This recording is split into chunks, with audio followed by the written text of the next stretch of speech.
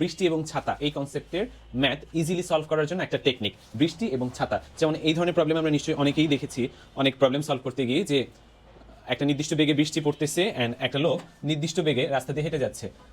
ধরলাম বৃষ্টি পড়তেছে ভিআর বেগে এবং একজন লোক রাস্তা দিয়ে হেঁটে যাচ্ছে ভিএম বেগে। ভিআর বেগে বৃষ্টি পড়ে, ভিএম বেগে একজন লোক রাস্তা দিয়ে হেঁটে যাচ্ছে। তো এখন এই বৃষ্টি থেকে রক্ষা পেতে হলে লোককে কত কোণে ছাতা ধরতে হবে।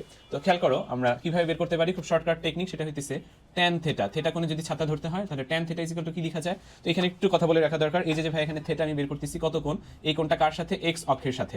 এক্স অক্ষ মানে কি, ভূমির সাথে, তাই না? ভূমি মানে কি, অনুভূমিক, অনুভূমিকের সাথে এই যে কোণ থেটা, থেটাটা কি হবে খেয়াল করে দেখো। মজার টেকনিক হইতেছে, উপর থেকে কে পড়ে, বৃষ্টি পড়ে উপর থেকে, তাহলে উপরে লিখবো কার বেগ, বৃষ্টির বেগ ভিআর, আর নিচে কে থাকে, লোক নিচ দিয়ে রাস্তা দিয়ে হাঁটে, তো লোকের বেগ লিখবো আমরা নিচে। ওকে, তাহলে নিচে হচ্ছে ভিএম। তাহলে এখান থেকে আমি থেটা ইকুয়াল টু কি লিখতে পারি, tan inverse VR by VM. অর্থাৎ যেহেতু বৃষ্টি পড়ে উপর থেকে, উপরে বৃষ্টির বেগ, লোক নিচে থাকে, নিচে লোকের বেগ। ওকে, আর এই থেটা হবে কার সাথে ভাইয়া, থেটা হবে অবশ্যই ভূমির সাথে বা অনুভূমিকের সাথে, এই যে এই থেটাটা।